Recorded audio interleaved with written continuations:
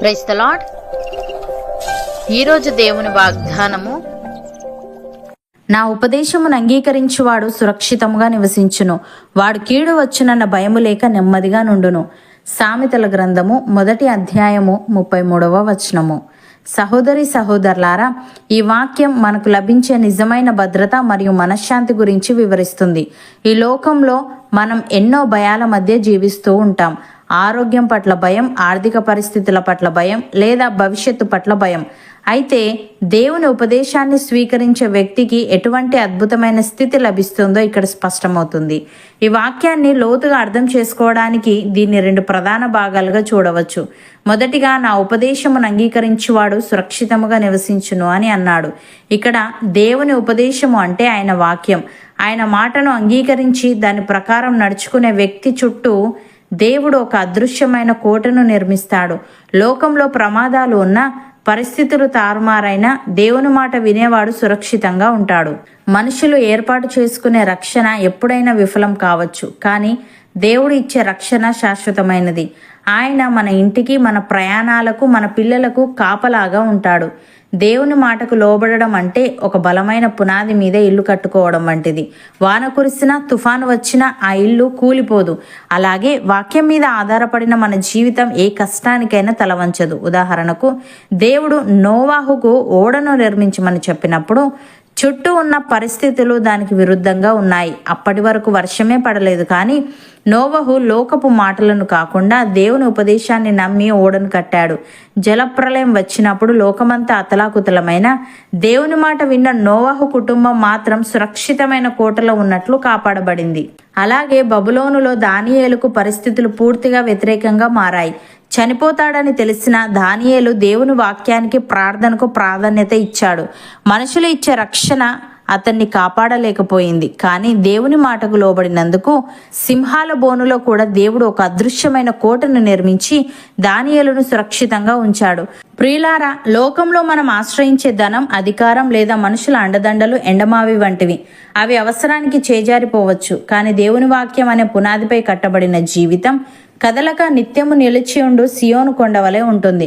మనుషులు నిర్మించే కోటలు కాలక్రమేణా కూలిపోవచ్చు, కానీ దేవుని వాక్యం మీద ఆధారపడిన వాడు ఏ కాలంలోనైనా, ఏ స్థితిలోనైనా సురక్షితంగానే ఉంటాడు.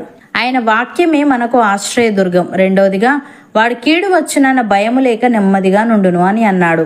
చాలా మందికి కీడు జరిగినప్పుడు వచ్చే భయం కంటే ఏదైనా జరుగుతుందేమో అనే ముందస్తు భయం ఎక్కువగా ఉంటుంది. కానీ దేవుని జ్ఞానాన్ని అంగీకరించిన వారికి ఆ భయం ఉండదు, ఎందుకంటే వారి హృదయం దేవుని మీద ఆనుకుని ఉంటుంది. లోకంలో అలజడి ఉన్నా మన అంతరంగంలో దేవుడు ఇచ్చే అద్భుతమైన సమాధానం ఉంటుంది. రేపటి గురించి మనం దిగులు చెందాం, ఎందుకంటే మన భవిష్యత్తు దేవుని చేతుల్లో ఉందని మనకు తెలుసు. భయం మనిషిని బంధిస్తుంది, కానీ దేవుని వాక్యం మనల్ని స్వేచ్ఛగా ఉంచుతుంది.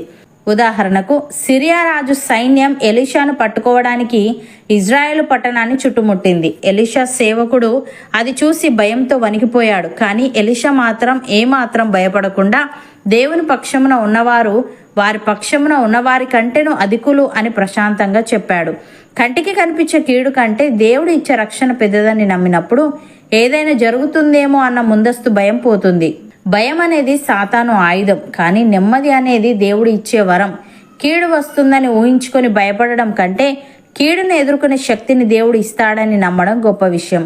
హేరోదు రాజు పేతురుని చంపాలని నిర్ణయించుకున్నాడు. చావుకు కొన్ని గంటల సమయం మాత్రమే ఉంది. సాధారణంగా ఎవరైనా భయంతో ప్రార్థన చేస్తూ ఉంటారు, కానీ పేతురు 2 సైనికుల మధ్య నెమ్మదిగా నిద్రపోతున్నాడు. ఎంత గాఢ నిద్ర అంటే దేవదూత వచ్చి తట్టినప్పుడే అతను మేల్కొన్నాడు. రేపటి గురించి దిగులు లేకపోవడమే దేవుడు ఇచ్చే అసలైన నెమ్మది. మరణం ఎదురుగా ఉన్న దేవుని చేతుల్లో భద్రంగా ఉన్నామన్న నిశ్చయత అతనికి ఆ నెమ్మదిని ఇచ్చింది.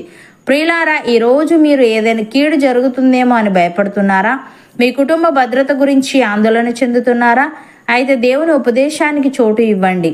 ఆయన చెప్పినట్లు జీవించడానికి తీర్మానం చేసుకోండి. మీరు దేవుని జ్ఞానానికి లోబడినప్పుడు ఆయనే మీ రక్షకుడవుతాడు. దుర్వార్త వచ్చినప్పుడు కూడా మీ హృదయం కలవరపడదు. ఆయన మిమ్మల్ని సురక్షితమైన ప్రదేశంలో నిలబెడతాడు. ఈ రోజే ఆ సర్వశక్తిమంతుని మాట మీద ఆనుకోండి. ఆయన మీకు సంపూర్ణ భద్రతను మరియు నిరంతర నెమ్మదిని ప్రసాదించునుగాక. అవును అన్నవారు నాతో పాటు ప్రార్థనలో ఏకీభవించండి.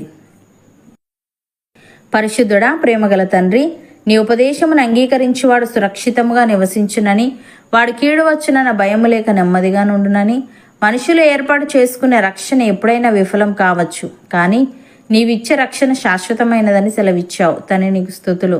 దేవా, నోవహు వలె లోకపు మాటలను పక్కన పెట్టి నీ వాక్యమును నమ్మి మా జీవితాలను సిద్ధపరచుకొని, దానియేలు వలె ప్రతికూల పరిస్థితులలో కూడా నీ మాటకు లోబడి నీవు మా చుట్టూ నిర్మించే అదృశ్యమైన రక్షణ కోటలో భద్రంగా ఉండే వారంగా ఉండుటకు సహాయము దయచేయమని, ఎలీషా మరియు పేతురుల వలె కీడు ఎదురుగా ఉన్న, మరణం పొంచి ఉన్న ఏమాత్రం కలవరపడకుండా నీవు ఇచ్చే పరలోకపు నెమ్మదిని పొందుకొని ఏదైనా జరుగుతుందేమో అన్న ముందస్తు భయం లేకుండా మా భవిష్యత్తు నీ చేతుల్లో ఉందన్న నిశ్చయతను కలిగి ఉండుటకు కృప చూపమని, ఈ వాగ్దానాన్ని విశ్వసిస్తున్న ప్రతి ఒక్కరిని నీవు ఆశీర్వదించి వారికి సంపూర్ణ భద్రతను మరియు నిరంతర నెమ్మదిని ప్రసాదించి నీ మహిమ కొరకు నిలవబెట్టమని యేసుక్రీస్తు నామమున ప్రార్థిస్తున్నాము తండ్రి.